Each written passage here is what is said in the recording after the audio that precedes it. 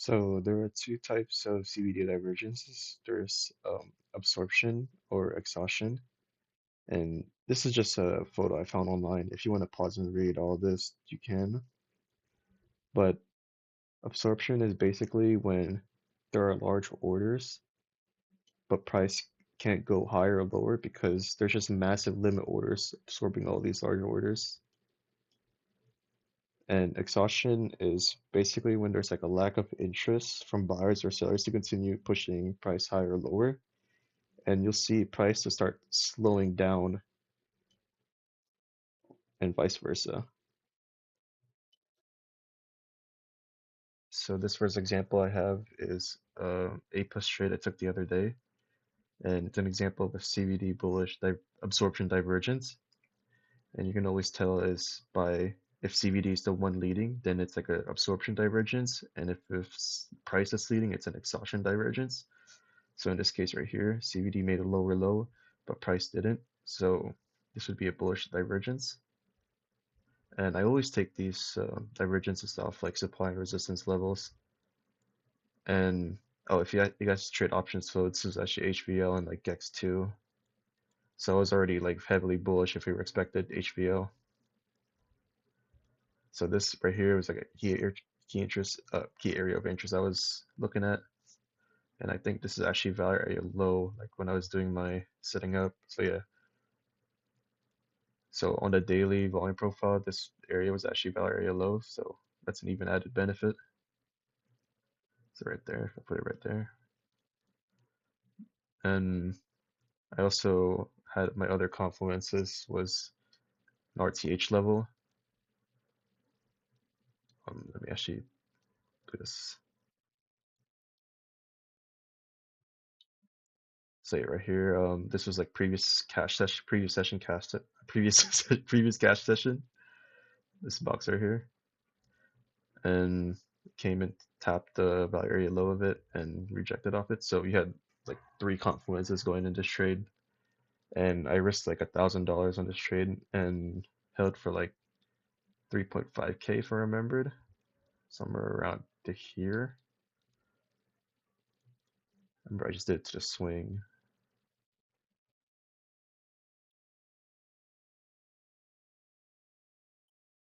Let's see. I think it's like I forgot, but I know it's like 3R something.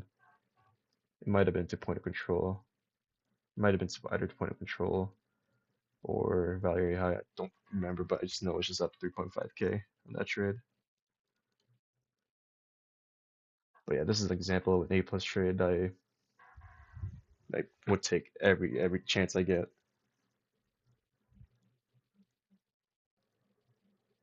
For my second example, I have a CVD bearish absorption. As you can see here, CVD made a higher highs, but price didn't. And this is a key area of resistance that I'm interested in. So once I usually see like a CVD divergence and we're at value area high, I'd be looking for shorts. And I wait for like an engulfing candle or break a structure and put my stop loss above that high and then target value area low.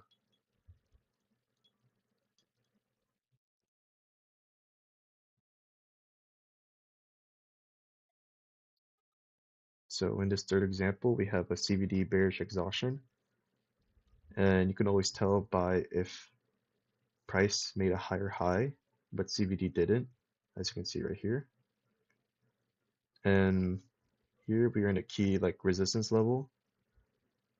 And I think this actually might be value area high of the swing. Let's see.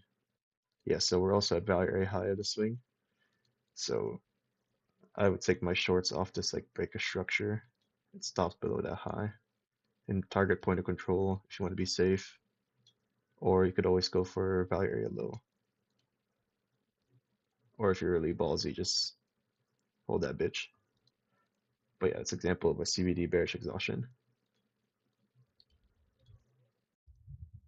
And for my last example, we have CVD bullish exhaustion, and you can see price made lower lows, but CVD didn't over here. So that's B to CVD. That would be the divergence. And since we're also at a area of demand that I'm interested in, I would wait like a strong candle close above or like a break of structure, so around right here. And I'll check my trade right there to this high. You take it around here. I think this is like value area high, somewhere around here. Or if you want to hold for like VWAP or something, go for that. Let's see. Maybe I should draw the swing. So yeah, this is where I would probably like hold to.